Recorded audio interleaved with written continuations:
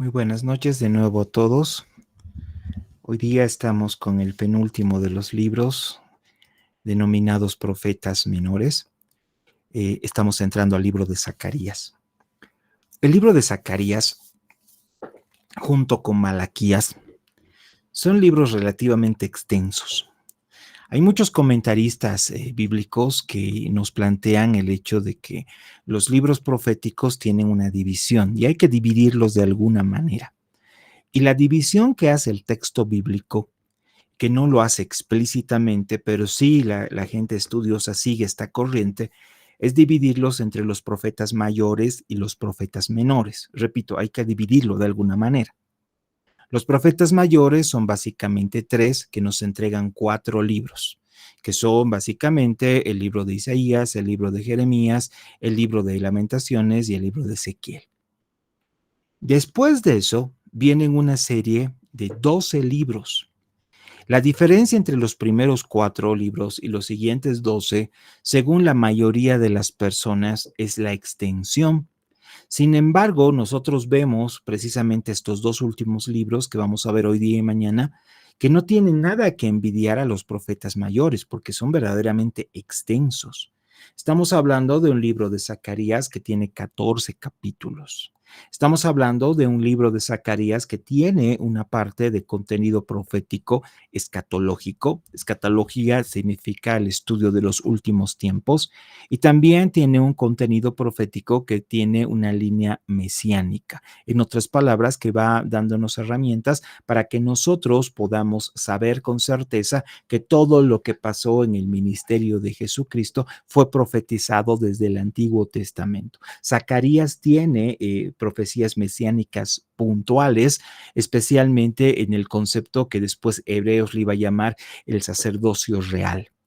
Ahora, ¿quién es este Zacarías? Aparentemente, en el libro de Esdras nos habla de que Zacarías y Ageo trabajaron en el mismo tiempo, fueron contemporáneos. Inclusive en el primer versículo del libro de Zacarías nos da fechas y son las mismas fechas que nos da Ageo. Aparentemente, Zacarías inicia su ministerio profético 6 meses después de que Ageo ya estaba trabajando. Ambos contribuyeron a la construcción del templo. Ambos contribuyeron a la reconstrucción y reestructuración de lo que significa la religión judía en su tiempo. Una cosa que era evidentemente complicada. Complicada porque se estaba tratando de un grupo de esclavos recientemente repatriados por Israel, repatriados a Jerusalén. Un montón de gente que estaba viviendo en condiciones muy difíciles, rodeados de enemigos y después de haber pasado prácticamente 70 años en el cautiverio en Babilonia. Este concepto, este contexto, nos brinda realmente varias interrogantes. Y una de las interrogantes, tal vez las principales, es ¿de qué nos podría hablar Zacarías que no nos ha dicho Ageo? Ageo, que es lo que hemos visto el día de ayer, tenía un tema principal y su tema principal era la confrontación del miedo. Y esa confrontación del miedo que nos da Ageo nos habla de un Dios al que hay que temerle. No hay que tenerle miedo a Dios, hay que tenerle temor. Porque verdaderamente después Jesucristo nos dice a quién se debe temer y Jesucristo nos explica, y evidentemente esto es increíble, basado en Ageo, en la teología de Ageo, que al único que verdaderamente tenemos que tenerle temor es aquel que tiene la capacidad de destruirnos en el infierno. En otras palabras, al único que verdaderamente tenemos que temer es a Jehová de los ejércitos, al Jehová del Antiguo Testamento, al Jehová de la eternidad. Ahora, Zacarías arranca para empezar con una rememoranza. El nombre Zacarías significa el recuerdo de Dios, el recuerdo de Dios. Es increíble que cada uno de estos profetas con su nombre, cada uno de estos profetas con su nombre, nos da una pauta de la identidad que ellos tenían durante su ministerio. La identidad del ministerio de Zacarías es recordarle a las personas qué es lo que están haciendo y qué es lo que dejaron de hacer, por qué están donde están y a dónde van a llegar. Cosas que los israelitas, que los judíos de su tiempo ya las deberían tener claras. Sin embargo, Zacarías tiene que recordárselas. Recordamos nosotros al mismo tiempo que estamos en el penúltimo libro, escrituralmente hablando, del Antiguo Testamento. Después de Zacarías iba a venir Malaquías y después de Malaquías iban a venir 400 años en los que el Señor por alguna razón no habló con su pueblo. 400 años en que no se levantó profeta alguno. 400 años de una sequía de profecía. Para un Estado que se había fundado en medio de la teocracia, esto era dramático. Imagínate 400 años no saber quién está mandando en esta nación, no tener informe de lo que se está haciendo. Ese es el sentir que tenía la gente en Israel en estos 400 años en los cuales el Señor no había mandado ningún mensajero. En base a esto, los estudiosos dicen, y esto he revisado bastante bibliografía, y lo interesante es que todos ellos casi se ponen de acuerdo en el tema central del libro de Zacarías. Y el tema central del libro de Zacarías es que Dios hace que las cosas sucedan. Alguna vez una persona me dijo, no esperes que las cosas sucedan, haz que las cosas sucedan. Mucha gente, y generalmente las personas que defienden la teoría evolucionista, piensan que todo el universo que conocemos, es producto de un accidente, es producto de una explosión. Y uno dice, yo quisiera ver eso, yo quisiera realmente comprobar que metiéndole dinamita o pólvora o algo así a una casa y que explote todo, tú puedas conseguir una obra de arte, una obra tecnológica y ni qué decir vida. Eso es una locura desde todo punto de vista. Las cosas suceden desde el principio de causa-efecto por algo que está previamente planificado. ¿Y quién es el planeador? ¿Quién es el diseñador? ¿Quién es el ingeniero que está detrás de todo esto? Es nuestro Señor. Dios hace que las cosas sucedan. Esa es la tesis de Zacarías. Zacarías se va a esforzar por demostrar este principio, que todo está en control de Dios y Dios va a hacer que las cosas sucedan. Capítulo 1, versículo 1. En el octavo mes del año segundo de Darío, vino palabra de Jehová al profeta Zacarías. No vemos para nada, ni en el libro de Zacarías, ni en el libro de Ageo, que Zacarías y Ageo hayan tenido una relación de amistad, de sociedad, desde ningún punto de vista. Sí vemos en el libro de Esdras, que también es contemporáneo a estos dos profetas, que ellos han trabajado en las mismas líneas y bajo el mismo mandato del Señor. Y ambos son profetas reconocidos por Judá. Pero por alguna razón, Zacarías arranca su ministerio profético 6 meses después que Ageo ya lo había arrancado. Versículo 2. Se enojó Jehová en gran manera contra nuestros padres. Diles pues, así ha dicho Jehová de los ejércitos, volveos a mí, dice Jehová de los ejércitos, y yo me volveré a vosotros, ha dicho Jehová de los ejércitos. Versículo 2 y versículo 3. Esto es una cosa extraña. Cuando yo me enojo con alguien, cuando sé que una persona está enojada conmigo, una de las cosas más valientes que podemos hacer, y esto pasa en la relación con nuestros padres y después en la relación con nuestras esposas, con nuestros esposos, con nuestros cónyuges, de que realmente es honorable el tratar de buscar la paz, el tratar de ir y acercarte en medio de un conflicto. Acá pasa algo raro. El Señor se ha enojado con su pueblo, pero le dice a su pueblo, así ha dicho Jehová de los ejércitos, volveos a mí.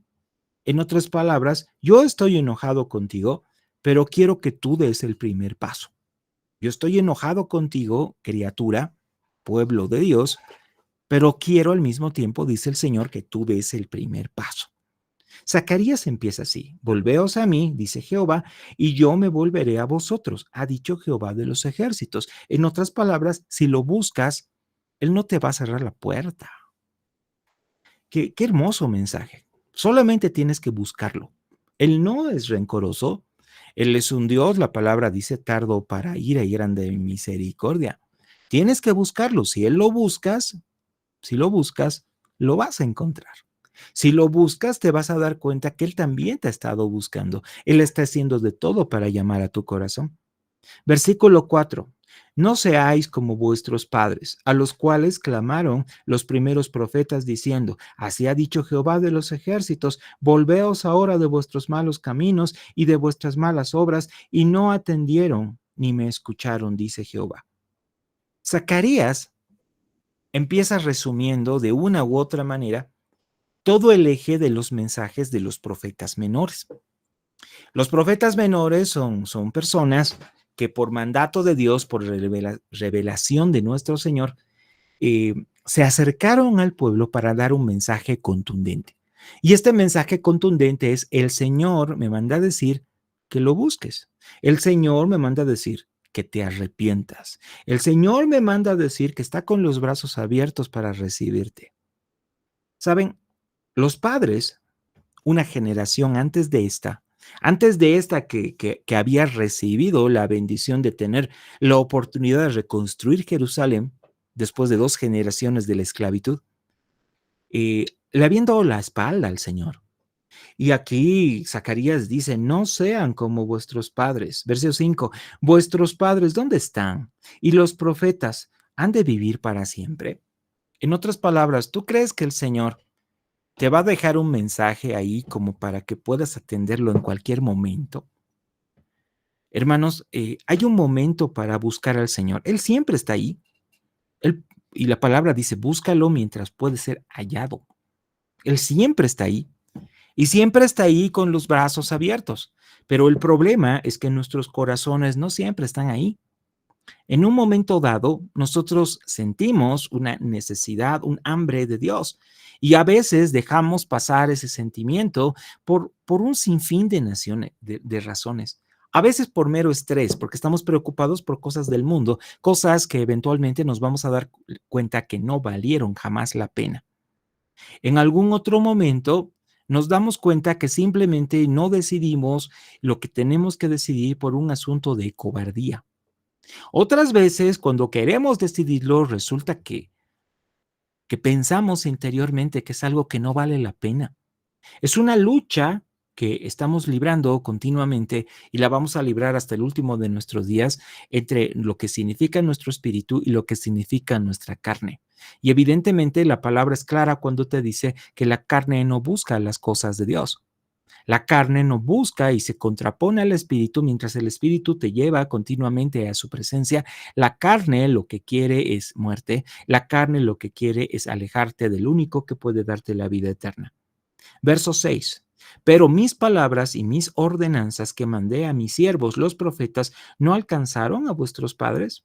Por eso volvieron ellos y dijeron: como Jehová de los ejércitos pensó tratarnos conforme a nuestros caminos y conforme a nuestras obras, así lo hizo con nosotros. A partir de ahí, y esta es la introducción de lo que iba a desarrollar Zacarías en el resto de su libro, en el resto de su profecía, las cosas se empiezan a poner muy confusas. Varios comentaristas y mucha gente que domina específicamente el tema escritural, generalmente hablan de Zacarías, que es el libro posiblemente más complejo de estudiar y de entender o de interpretar. Interpretar es la palabra correcta, de los profetas menores. Las figuras que maneja Zacarías son escatológicas, son proféticas, algunas son hasta poéticas y todas tienen la característica de que son muy extrañas. Estamos hablando hasta el capítulo 9 y tiene 14 capítulos de una línea de escritura que parece, y los estudiosos le llaman una línea apocalíptica. ¿Por qué apocalíptica? Porque se refiere a que está hablando del fin. Zacarías podría decirse, me voy a atrever a decir esto, el Apocalipsis del Antiguo Testamento.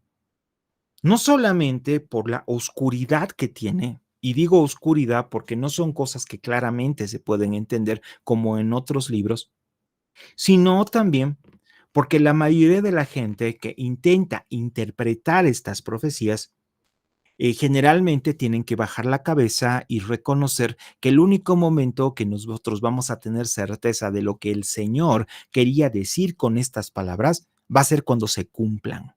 El único momento que vamos a tener certeza cuando va a ser cuando se cumpla todo esto y vamos a saber que realmente Zacarías tenía razón. Vamos por la primera de las visiones. Son 8 visiones. Versículo 7. A los 24 días del mes 11, que es el mes de Sebat, en el año segundo de Darío, vino palabra de Jehová al profeta Zacarías, hijo de Berequías, hijo de Ido, diciendo: Vi de noche y he aquí un varón que cabalgaba sobre un caballo, alazán, el cual estaba sobre los mirtos que había en la hondura, y detrás de él había caballos, alazanes, ovejeros y blancos. Entonces dije: ¿qué son estos, Señor mío? Y me dijo el ángel que hablaba conmigo: yo te enseñaré lo que son estos. El hebreo, cuando relata el versículo 9, da una impresión de que el ángel está sorprendido de que el profeta no pueda discernir qué es lo que está viendo. Para un ángel esto es algo muy común. Para un ángel esto es algo hasta trivial. El profeta de Dios le tiene que preguntar al ángel: explícame, ¿qué estoy viendo? ¿Y qué es lo que estaba viendo? Versículo 10. Aquel varón que estaba entre los mirtos respondió y dijo: estos son los que Jehová ha enviado a recorrer la tierra. Y ellos hablaron a aquel ángel de Jehová que estaba entre los mirtos y dijeron: hemos recorrido la tierra, he aquí toda la tierra está reposada y está quieta. Qué interesante este verso 11. ¿Cómo se puede contraponer al verso que está en Génesis que nos dice: la tierra está desordenada y vacía? Aquí el reporte de los ángeles de Dios es que la tierra está reposada y está quieta.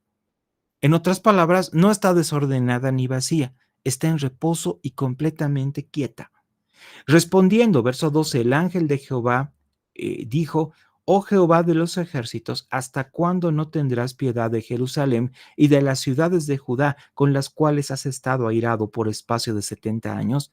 Y Jehová respondió buenas palabras, palabras consoladoras al ángel que hablaba conmigo. Y me dijo el ángel que hablaba conmigo: clama diciendo: así ha dicho Jehová de los ejércitos, celé con gran celo a Jerusalén y a Sión, y estoy muy airado contra las naciones que están reposadas, porque cuando yo estaba enojado un poco, ellos agravaron el mal.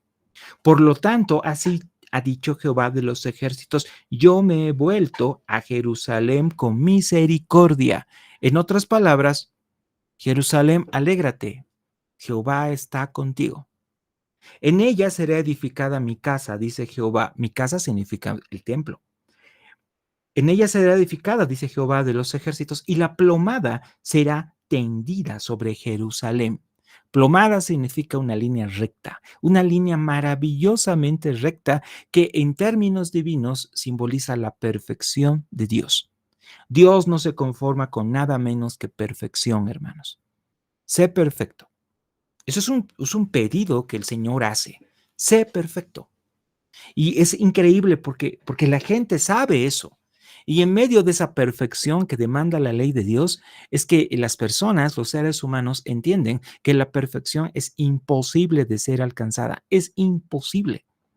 ¿Y por qué es imposible de ser alcanzada? Es que tienes que agachar la cabeza y reconocer que sin el Señor Jesús tú no puedes alcanzar la perfección. En base a obras no puedes llegar muy lejos.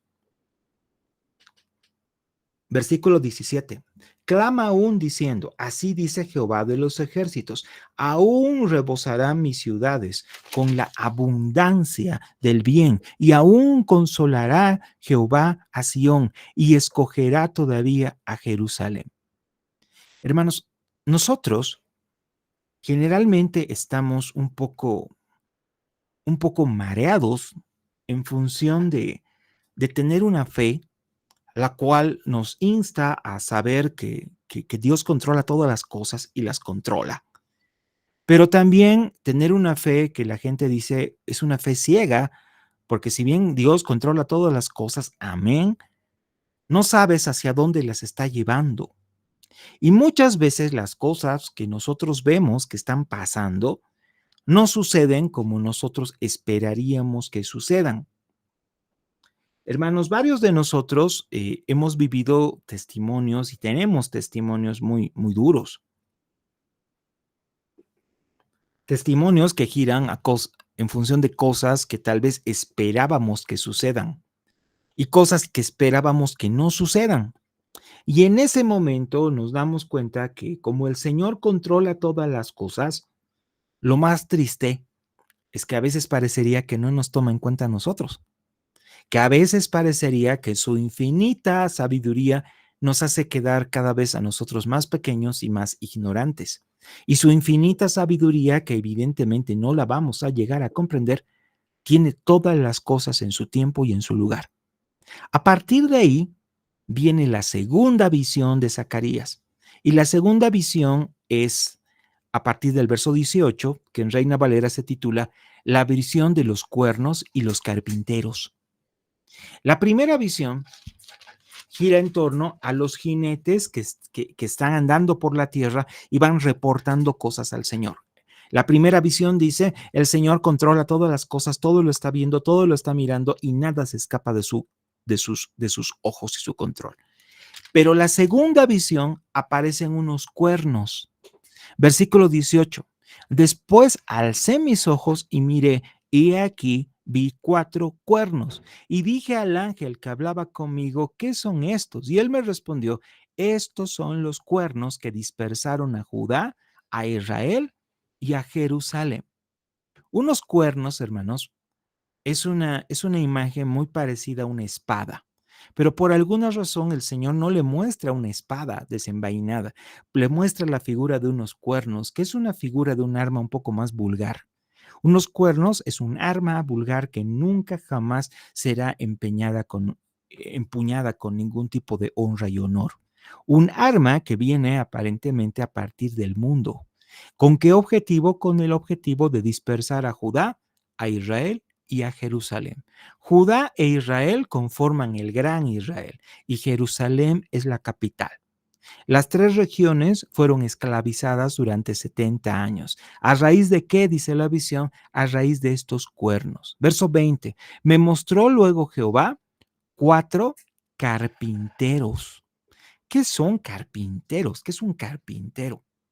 En el griego, y esto está escrito en hebreo por si acaso, en el griego la palabra carpintero, y con la que la Biblia Septuaginta traduce esto también, la Biblia Septuaginta en bibliología se estudia como la primera versión, traducción del hebreo al griego.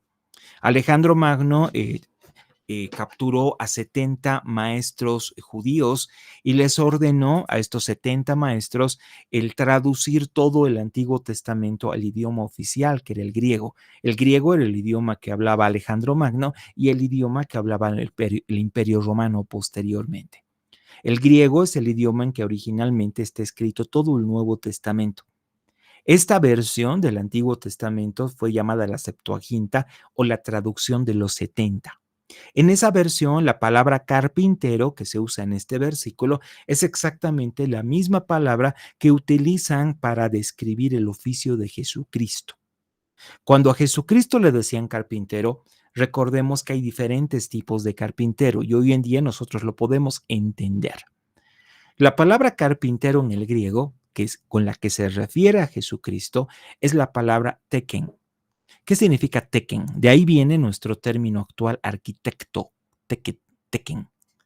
Cuando lo veían a Jesucristo, la gente decía, ahí viene el teken filos do teken. En otras palabras, el teken hijo del teken, el carpintero hijo del carpintero. La palabra teken se traduce casi como arquitecto, casi como ingeniero. Jesucristo tenía el nivel en carpintería equivalente no a una persona que reparaba muebles, que lo podía hacer, era el equivalente a una persona que tenía el conocimiento técnico para construir casas y hacer puentes. En otras palabras, era un carpintero completamente experto. Aquí hay 4 carpinteros. Estos carpinteros, dice la palabra, que vienen estos a hacer. Y él respondió, los 4 carpinteros, ¿qué están haciendo aquí?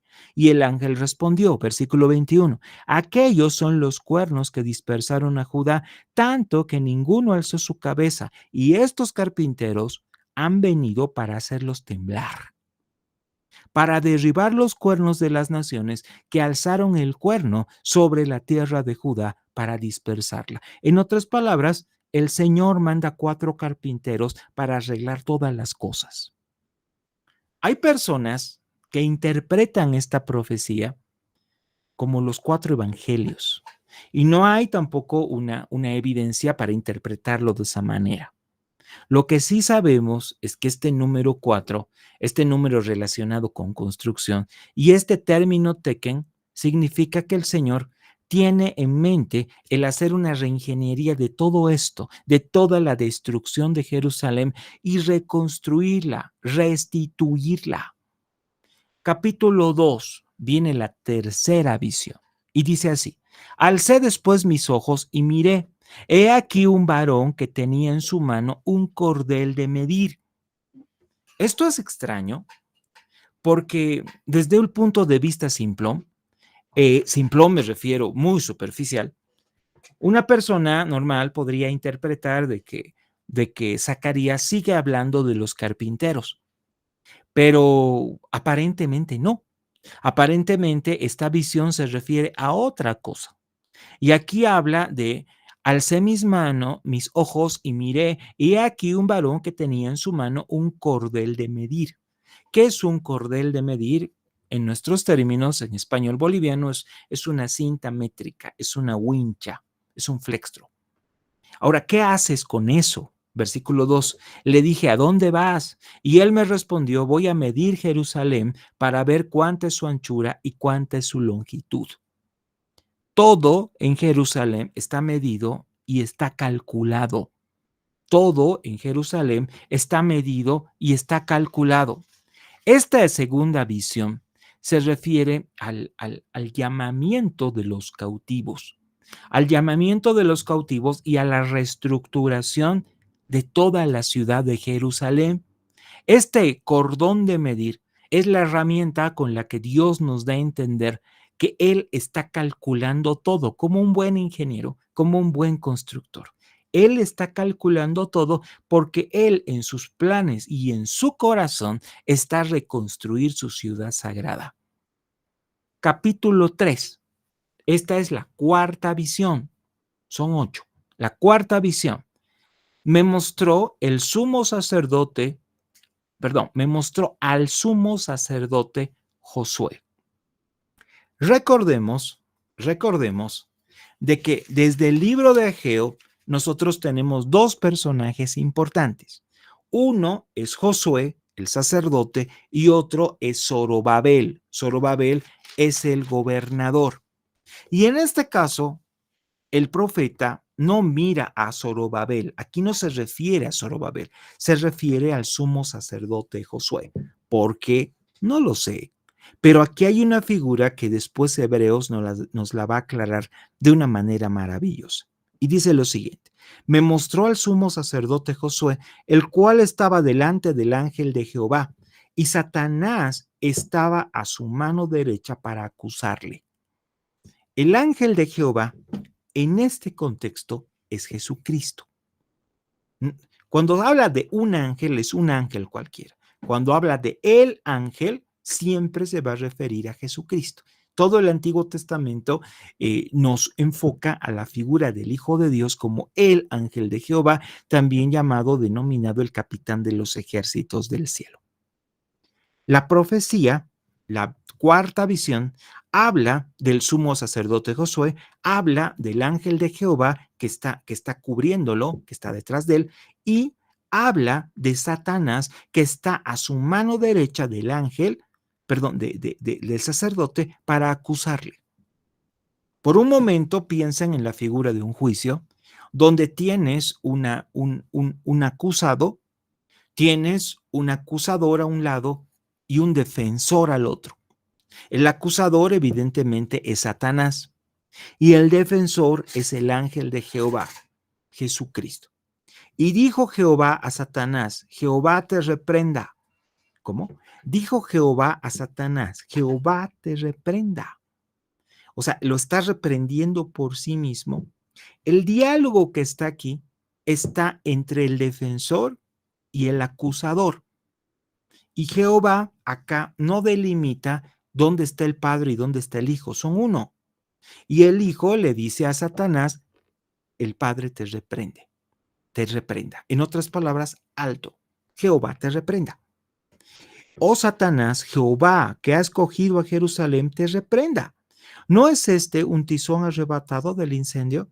Y Josué estaba vestido de vestiduras viles y estaba delante del ángel. Y habló el ángel y mandó a los que estaban delante de él diciendo, quitarle estas vestiduras viles. Y a él le dijo, mira que he quitado de ti tu pecado y te he hecho vestir ropas de gala.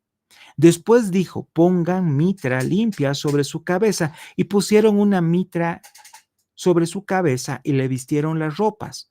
Está hablando del sacerdote. Al sacerdote le sacan la ropa y le ponen ropa ceremonial, ropa hiperlujosa, ropa de rey. El ángel de Jehová seguía de pie. Verso 6. El ángel de Jehová amonestó a Josué diciendo, así dice Jehová de los ejércitos, si anduvieres por mis caminos y si guardares mis ordenanzas, también tú gobernarás mi casa, también guardarás mis atrios, y entre estos que aquí están, te daré lugar. Esto para la tradición judía es una cosa muy descabellada. En la tradición judía se tienen dos tipos de personajes. Uno, los personajes reales, y el otro, los personajes sacerdotales. Ambos no pueden cruzar. Hemos visto en el Antiguo Testamento, en el libro de Reyes, lo que pasa con el sacerdote Usías. Usías, en un momento dado, siendo rey, perdón, no sacerdote, rey, él quiere tomar la posición de un sacerdote. Y las consecuencias son nefastas. Él quiere entrar en el altar de la propiciación y hacer sacrificios al Señor, e inmediatamente lo hace, y los sacerdotes, el resto de sacerdotes lo reprende, y él se llena de ira y enojo, y la lepra lo ataca, porque el Señor le dice con esto que cada quien a su lugar.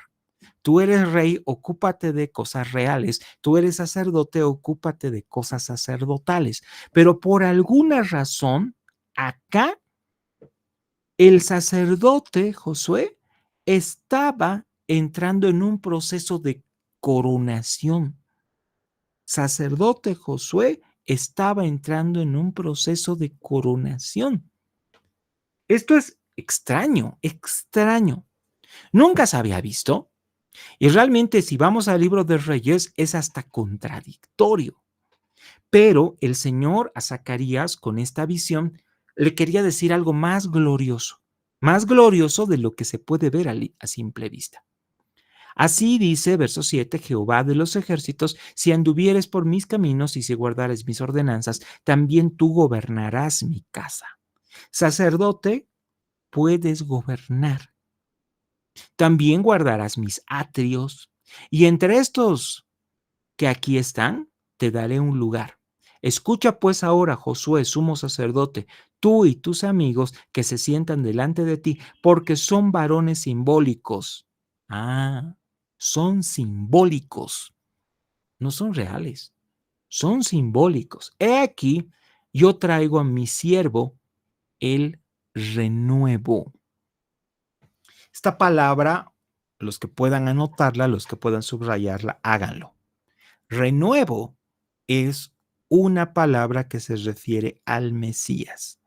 Y en el libro de Hebreos nos explica Hebreos de una forma maravillosa cómo funciona el ministerio real y sacerdotal de Jesucristo, el único que es al mismo tiempo rey y sacerdote. Esto solo es un preámbulo de lo que iba a venir después. La quinta visión. Volviendo el ángel que hablaba conmigo y me despertó como un hombre que es despertado de su sueño, me dijo, ¿qué ves?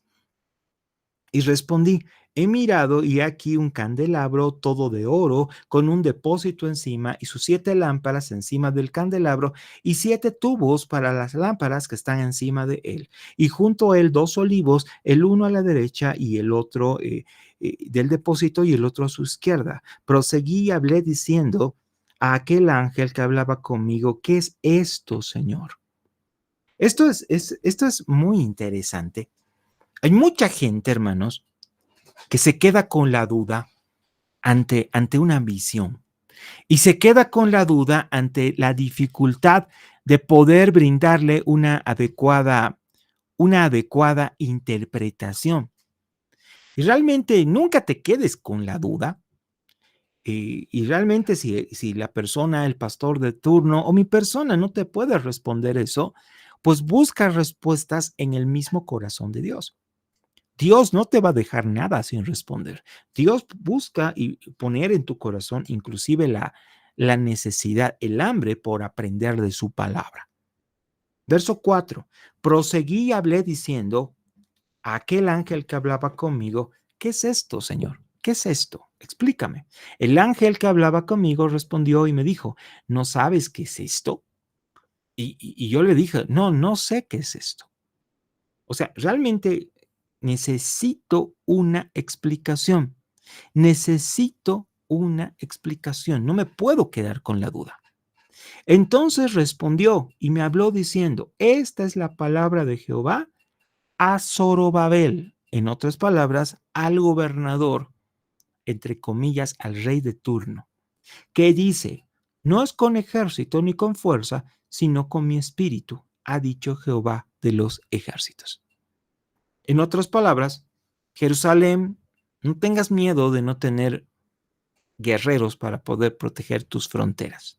No tengas miedo de que la población ajena y extranjera sean aparentemente más fuertes y poderosos que tú, porque no es con ejército ni con fuerza, sino con mi espíritu, dice el Señor.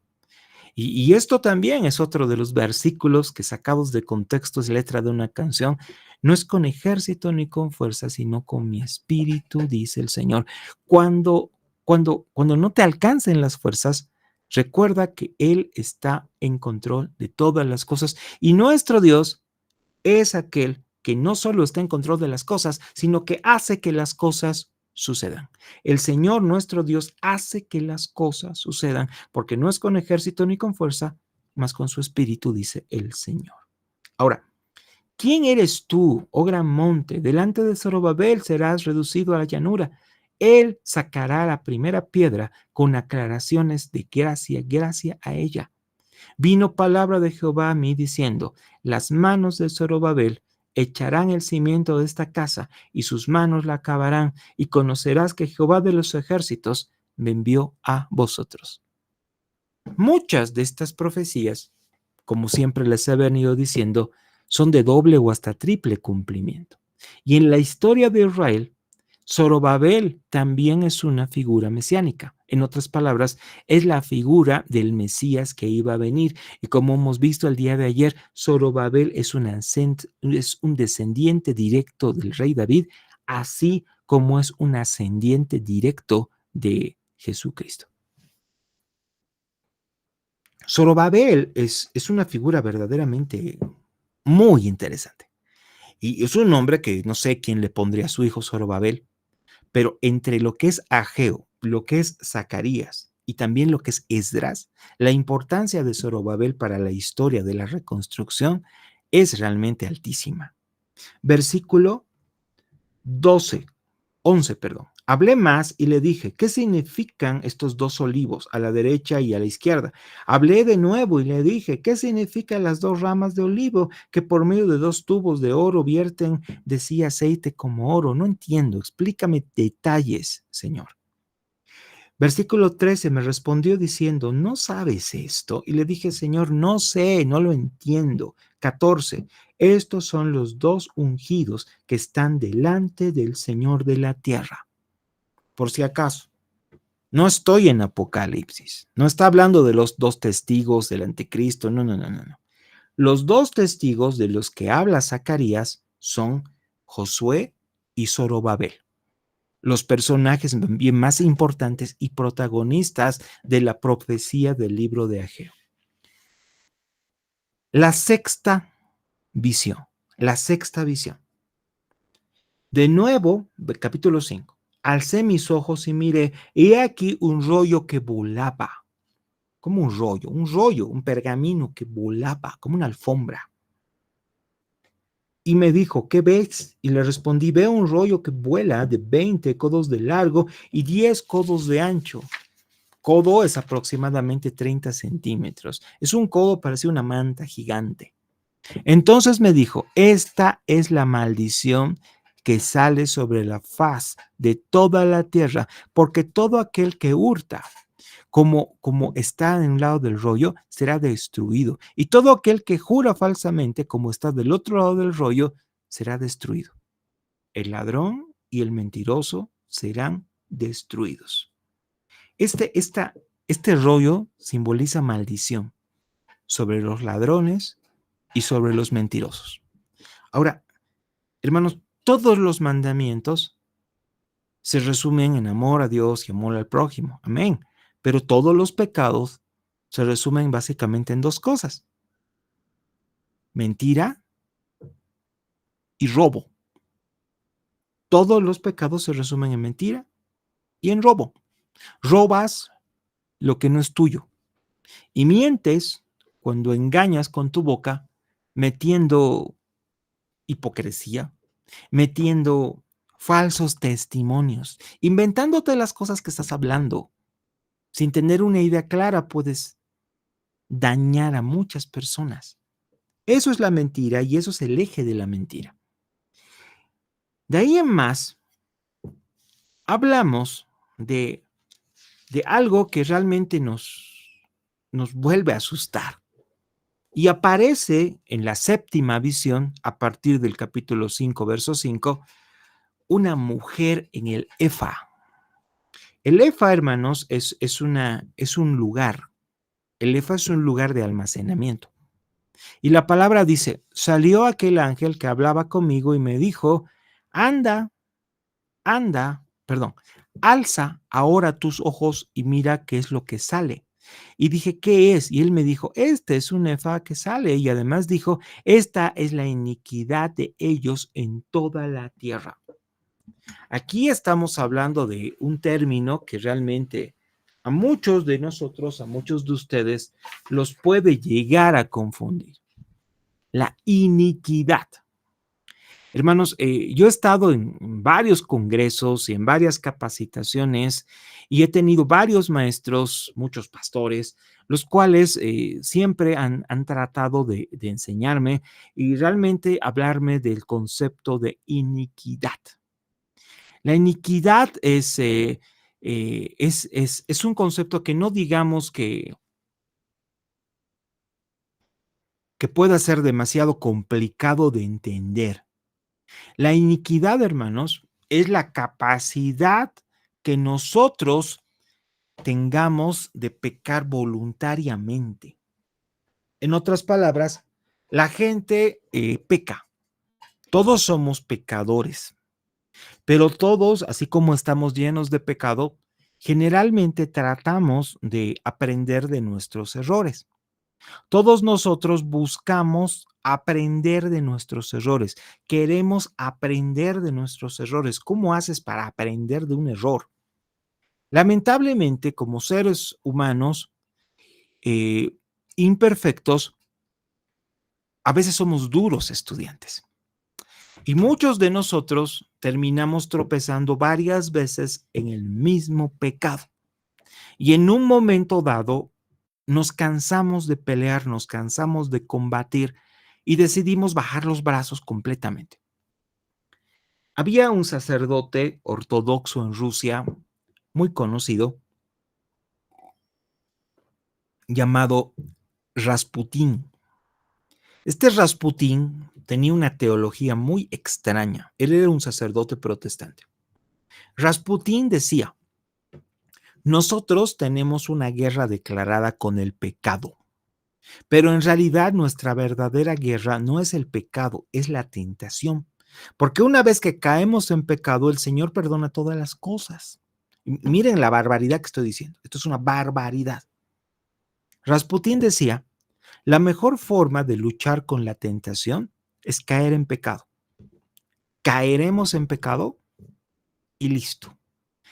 Caemos en pecado y listo.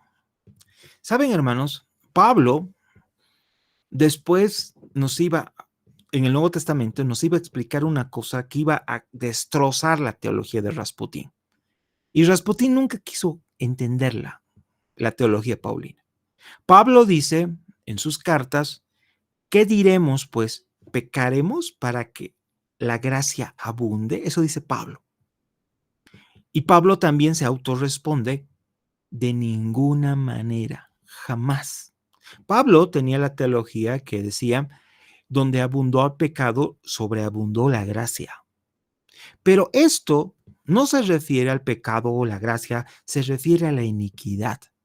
La iniquidad es aquella persona que puede acumular pecado en su corazón y moverse, respirar el pecado y encima de eso disfrutarlo.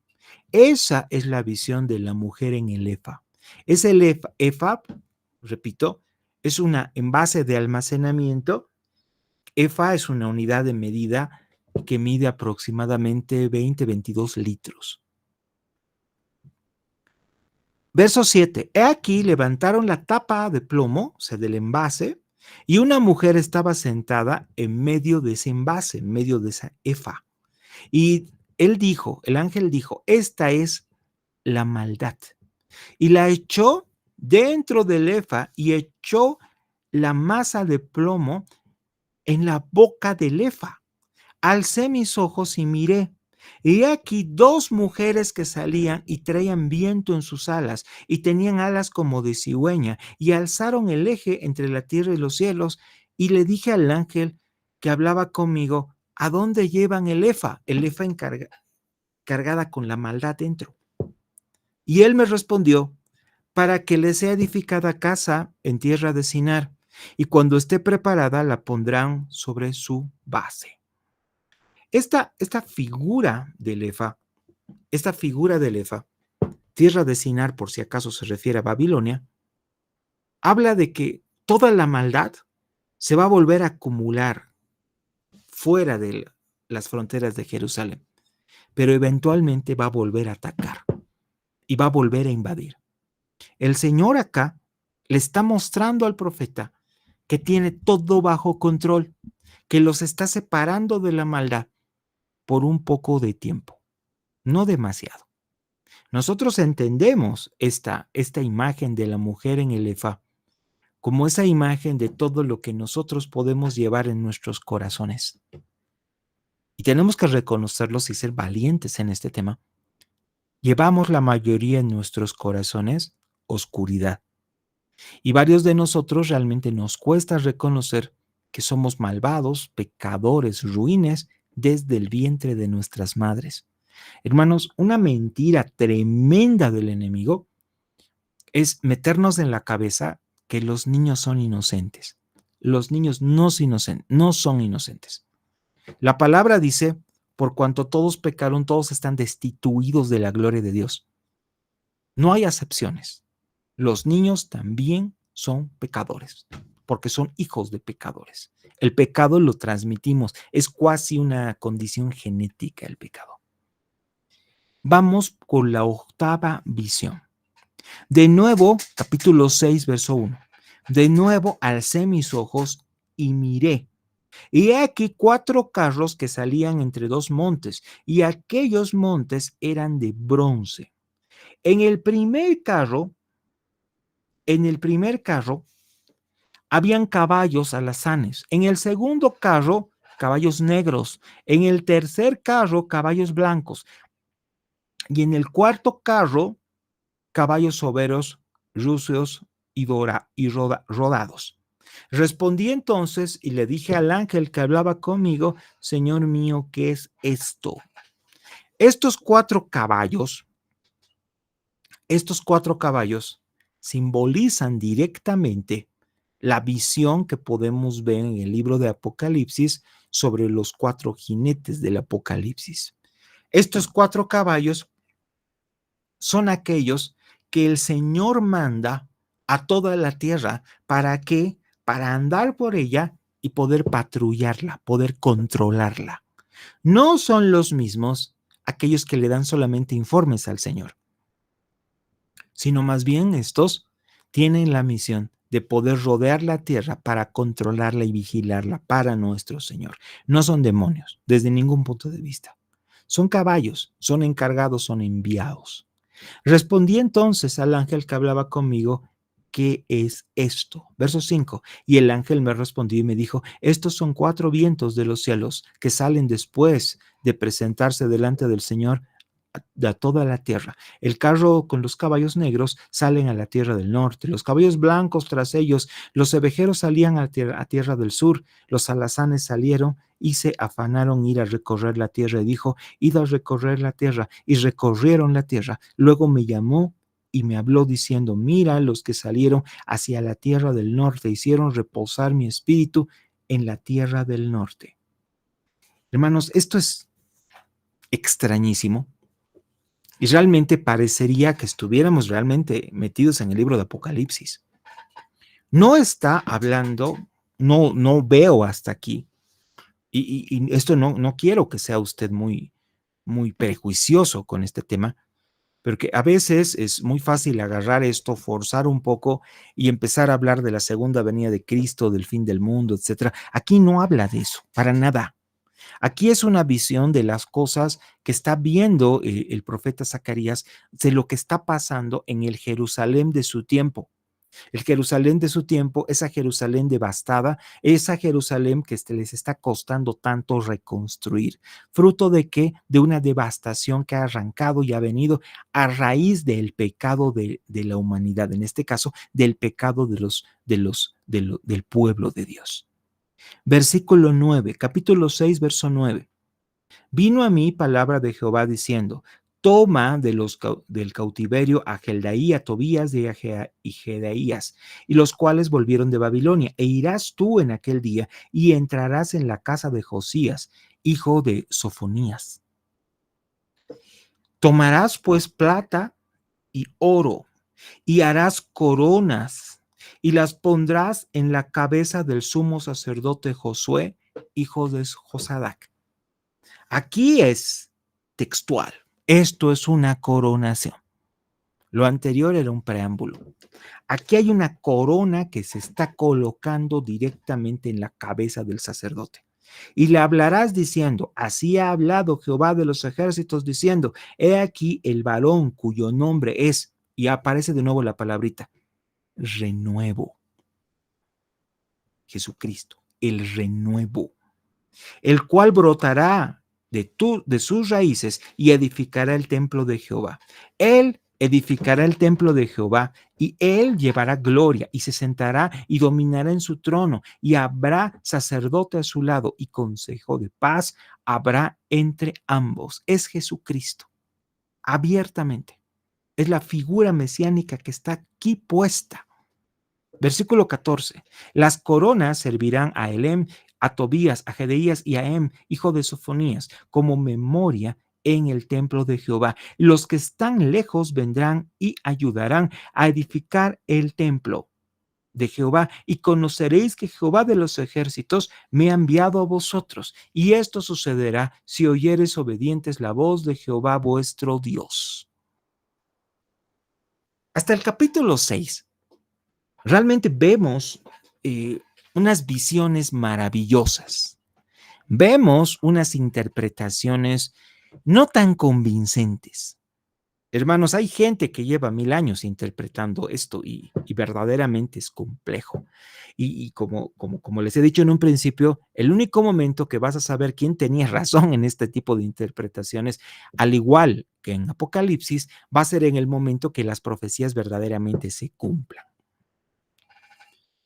La gente acá, generalmente, cuando ves una carta, cuando ves un texto largo, generalmente la última imagen es lo que te quedas en el final. O sea, lo que ves en el final es lo último que va a opacar todo lo anterior, porque esto es casi una escala evolutiva, va creciendo y creciendo y creciendo. Y al final vos ves la coronación del sacerdote Josué y ves la figura de un Mesías que va a arreglar todas las cosas y la figura de un Mesías que va a reedificar su templo y que va a gobernar desde ahí con toda su gloria. Y los judíos que escuchaban esto, porque lo más probable es que esto no fue armado en una carta, que fue un mensaje, una profecía de tipo oral, que Zacarías habrá parado en algún lado y habrá recitado esto. La gente posiblemente ha dicho, ha pensado, el Señor nos está premiando con todo esto, porque seguramente yo he hecho algo bien. Hermanos, esto es una reacción extremadamente humana. Tú sabes qué es lo que has hecho en función de lo que estás recibiendo. Hay muchos de nosotros que no hemos hecho las cosas lo suficientemente bien como quisiéramos hacerlas. Y en ese momento no te extrañes que te pueda venir un castigo de parte del Señor. Y cuando tú tienes el castigo, dices, bueno, me merezco el castigo, está bien. Pero de pronto, cuando el Señor en su gracia no te da el castigo, te da misericordia y te vienen cosas buenas y te das dando cuenta de que empiezas a ascender de nuevo, que tu salud está bien, que tu economía está empezando a vivir una prosperidad, tú piensas que has hecho algo de bueno y que el Señor te está premiando. Hermanos, el Señor no premia. ¿Cómo no premia? No, no premia. El Señor no premia. Yo les digo aquí delante de ustedes, el Señor no premia. Lo único que te mereces con todos tus actos es castigo, no premio. ¿Cómo puedes premiarte? Hay una novela antigua de un autor que se llama Oscar Wilde, que se llama El retrato de Dorian Gray. El retrato de Dorian Gray trata acerca de un hombre que era hermoso, era increíblemente hermoso, era un joven muy hermoso. Y este hombre hermoso, él pregonaba por la ciudad conquistando mujeres, atormentando mujeres, en otras palabras, era un hombre mujeriego y malvado. Un día, él conoce a un artista, a un pintor, y el pintor se enamora de él, se enamora de él. Pero el protagonista, Dorian Gray, no era homosexual. Así que le dice, no quiero saber de ti, a mí me gustan las mujeres. El pintor entonces le regala con todo su corazón de amor pecaminoso una pintura y le dice, esto es un regalo para ti. Y esta pintura va a envejecer, pero tú te vas a quedar hermoso toda la eternidad. Dorian Gray no le hace caso y deja la pintura en el rincón de su casa. Cuando va pasando el tiempo, Dorian Gray se va dando cuenta que él no envejecía y él se asusta porque de pronto ve la pintura y a la pintura el cabello se le empieza a tornar blanco y la pintura empieza a tener arrugas y Dorian Gray se empieza a desesperar. Y lo peor es que la gente de afuera se estaba dando cuenta de que el joven que vivía solo en esa casa nunca envejecía. Entonces él se empieza a aislar de la gente porque le daba miedo que le hagan algo, ¿no? Que digan, ¿por qué no envejece y lo maten? Entonces él seguía conquistando mujeres y siendo malvado, paralelamente y aprovechando su belleza y su eterna juventud. Y él se da cuenta con temor de una cosa. Él dice, cada vez que yo lastimo a una mujer, aparece una arruga más en el cuadro, en la pintura. Y cada vez que yo cometo un acto malvado, aparece otra arruga más en el cuadro. Hasta que un día dice, voy a empezar a borrar las arrugas. ¿Y cómo borra las arrugas? Dice, va donde una mujer y le confiesa todo y le dice, sabes, yo solamente he estado contigo casi como un juego, pero yo no tengo intenciones de casarme contigo. Y yo quiero que me perdones todo lo que te he hecho ilusionar y todo lo que he jugado contigo. Entonces, después de hacer eso y terminar con su novia de turno, él piensa en su cabeza que ha hecho algo bien.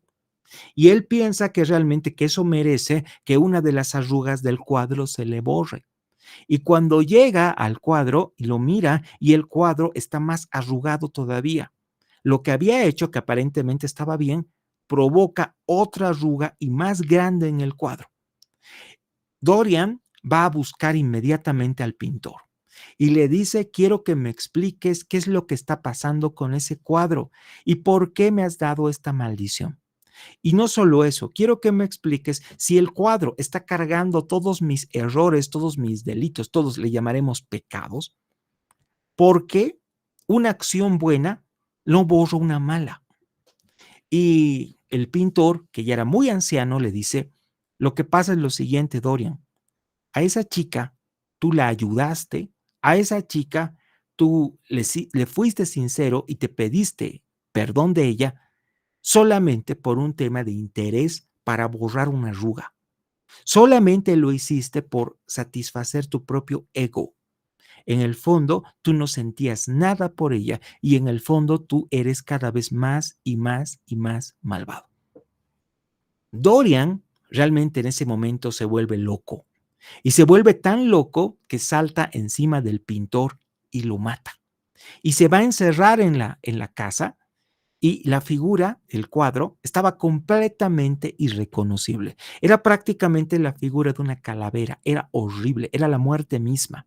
Y Dorian no envejecía. Pasaron los años y realmente era casi una leyenda de un joven de eterna juventud que vivía en una casa abandonada. Y la gente, algunos rumoreaban que tal vez era el nieto de aquel joven que hablaban que era muy hermoso, pero el joven que estaba ahí adentro no envejecía y aparentemente no tenía nadie. Se estaba volviendo loco. Ya no podía hablar con nadie ni poder hacer nada. Entonces, termina la historia en el momento que Dorian toma un cuchillo y decide destruir el retrato. Se lanza con el cuchillo sobre el retrato y lo parte, lo abre en dos. La gente escucha gritos en la casa, rompen la puerta y entran y ven el retrato y se quedan impresionados. El retrato es de un joven, muy joven e increíblemente hermoso y no está destruido. Y al pie del retrato hay un cadáver, el cadáver de un hombre viejo, anciano, horrible y evidentemente oliendo a muerte y a maldad. ¿Saben? Nosotros entendemos que debemos hacer que las cosas sucedan, pero tenemos que darnos cuenta que el único que hace que las cosas sucedan es el Señor, es Dios. Y nosotros a Dios no podemos ayudarle. Dios nos ayuda a nosotros. Dios nos manda a hacer misiones especiales. Dios podía mandar ángeles para predicar su evangelio. Nos manda a nosotros, por amor a nosotros, no porque seamos mejores que los ángeles. No podemos igualarnos a un ángel, ni en sabiduría, ni en poder, ni en estatura. Independientemente de nuestros defectos y nuestra pequeñez y nuestro pecado, Dios nos ama. Y nos ama tanto que lo ha demostrado en la cruz. El capítulo 7 habla acerca de un tema que para nosotros es polémico, el tema del ayuno. El ayuno que realmente le gusta a Dios y el ayuno que realmente reprueba al Señor. Y dice lo siguiente: aconteció que en el año cuarto del rey Darío vino palabra de Jehová a Zacarías. A los 4 días del mes noveno, que es Quisleu, cuando el pueblo de Betel había enviado a Saracel con Regem Melech y sus hombres a implorar el favor de Jehová y a hablar a los sacerdotes que estaban en la casa de Jehová de los ejércitos y a los profetas diciendo: lloraremos en el mes quinto, haremos abstinencia como hemos hecho ya hace algunos años. Vino pues a mí palabra de Jehová de los ejércitos diciendo: habla a todo el pueblo del país y a los sacerdotes diciendo, cuando ayunasteis y llorasteis en el quinto, en el séptimo mes, estos 70 años, ¿han ayunado por mí? A ver de nuevo.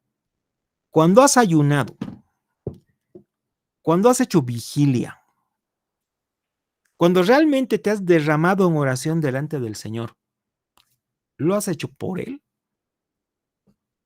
La pregunta es, evidentemente es retórica, porque la respuesta puede ser muy dolorosa. Generalmente, hermanos, nos acercamos a Dios por interés, no por amor. Generalmente somos como ese Dorian Gray que queremos borrar cosas malas que hemos hecho con cosas buenas. Y la ecuación espiritual no funciona así. Una obra buena no borra una obra mala y un clavo no saca otro clavo. Versículo 6. Cuando coméis y bebéis, ¿no coméis y bebéis para vosotros mismos? No me vengan con que el ayuno me lo vas a dedicar o no me lo vas a dedicar. No me vengan con que la oración me va a agradar o no me va a agradar. Tú me pides cosas y tú comes para satisfacer tu barriga, no otra cosa. Versículo 7. ¿No son estas las palabras que proclamó Jehová por medio de los profetas primeros, cuando Jerusalén estaba habitada y tranquila, y sus ciudades en sus alrededores, y en el Negev y la Céfela estaban también habitados? Y vino palabra de Jehová a Zacarías diciendo, así habló Jehová de los ejércitos diciendo, juzgad conforme a la verdad y hacer misericordia y piedad, cada cual a su hermano. No oprimáis a la viuda, al huérfano, al extranjero, ni al pobre, ni ninguno piense mal en su corazón contra su hermano. ¿Saben, hermanos? Una de las cosas más terribles cuando el Señor nos levanta del fango en que estamos, es que cuando nos levantamos, nos olvidamos que hemos estado ahí. Y lo primero que hacemos apenas podemos es tomar esa autoridad del santo, o sea, nos hacemos a los santos y empezamos a juzgar a aquellos que hace muy poco tiempo nosotros estábamos en sus lugares. Y dice, no sean malvados. La oración, no me digas que es un factor para que el Señor se mueva. No, el Señor se va a mover. La oración es un factor para demostrar también al Señor el amor que le tienes. No busques al Señor solamente cuando tengas problemas. No busques al Señor solamente porque tengas intereses. Eso es realmente patético. Busca al Señor en las buenas y en las malas. Y como dicen los pastores en los matrimonios, en la salud y la enfermedad, en la riqueza y en la pobreza. Y evidentemente, hasta que la muerte no los separe, sino que hasta que la muerte te lleve definitivamente a su lado. El capítulo 8 nos habla de las promesas de restauración de Jerusalén. El Señor nos va diciendo, les va diciendo a los israelitas cómo Jerusalén está planificado que sea restaurada, reconstituida como la capital de Judá, como la capital del Israel en grande. Ahora, cuando entramos en el capítulo 9, el capítulo 9 realmente tiene otro tipo de figuras. Y otro tipo de figuras que ya no tiene que ver tanto con estas visiones, con las 8 visiones de las primeras partes, ni tiene que ver con esa figura, entre comillas, condenatoria. Tiene que ver con profecía, pero el estilo de escritura es completamente diferente. Voy a pasar como casi un vuelo de pájaro del 9 al 14. Hay muchos comentaristas y gente que estudia el hebreo con profundidad, yo estoy muy lejos de llegar a ese nivel, que lo que hacen es comentar, y realmente tienen muchas cosas interesantes que leerse, comentar de que es bien posible que Zacarías no haya escrito en persona este libro, que es muy altamente probable. Y no solo eso, que hay 2 escritores diferentes desde el capítulo 1 hasta el 8 y desde el 9 hasta el 14, por un tema del estilo de su escritura, que es notable. El capítulo 9 nos habla de el rey de paz y de la conquista. En otras palabras, del castigo de las naciones que va a venir a partir de la figura de Jesucristo. El capítulo 9, verso 9 dice lo siguiente: alégrate mucho, hija de Sión, da voces de júbilo, hija de Jerusalén. He aquí tu rey vendrá a ti, justo, Salvador, humilde, cabalgando sobre un asno, sobre un pollino, hijo de asna.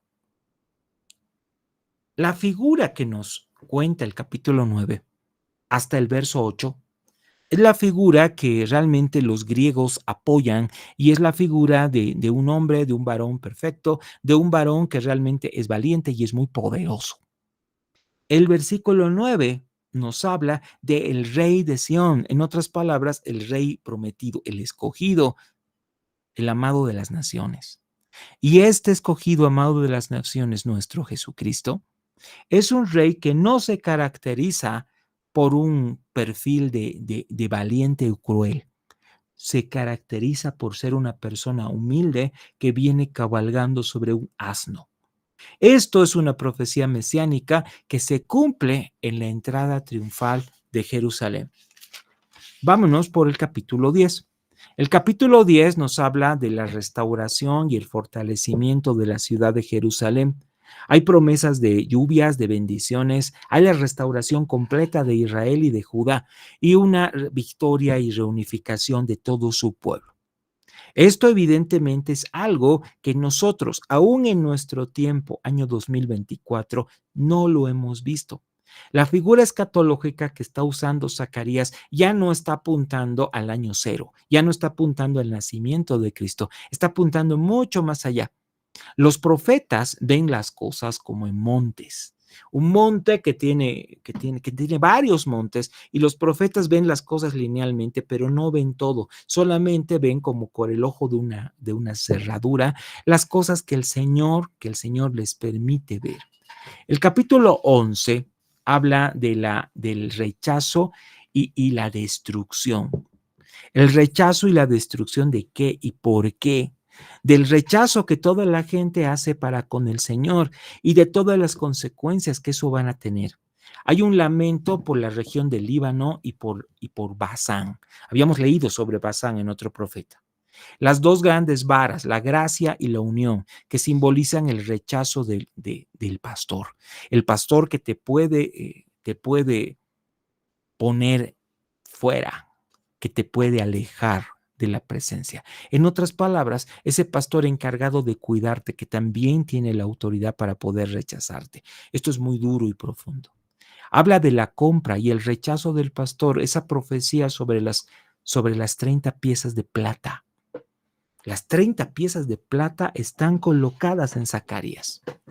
La segunda parte de esta segunda sección que arranca sobre el capítulo 12. En el capítulo 12 habla de la liberación y el lamento por Jerusalén. Y entramos en el capítulo 12, verso 10, que dice: derramaré sobre la casa de David y sobre los moradores de Jerusalén espíritu de gracia y de oración. Mirarán a mí, a quien traspasaron, y llorarán como se llora por hijo unigénito, afligiéndose por él como quien se aflige por el primogénito. Ahí está hablando y mencionando todo lo que tiene que ver con la muerte del Mesías. En otras palabras, con la muerte de Jesucristo. El capítulo 13 ya nos empieza a hablar de la purificación y el refinamiento del templo y el refinamiento de lo que significa Jerusalén. Y finalmente el 14 nos habla del papel que tiene Jerusalén sobre el resto de las naciones. Todas las naciones que se empeñan en buscar destruir Jerusalén. Y es una cosa que se está viviendo aún hoy en día. Y es una cosa que no lo van a conseguir, porque pase lo que pase, Jehová está con Jerusalén. Hay un mandato acerca de orar por Jerusalén. Y realmente hoy en día que se está viviendo estas cosas y se está viviendo bombardeos y todo el mundo árabe, todo el mundo pagano que quiere eliminar a Israel de la faz de la tierra, uno como cristiano a veces tiene que pensar que Jerusalén ha buscado de alguna manera su destino.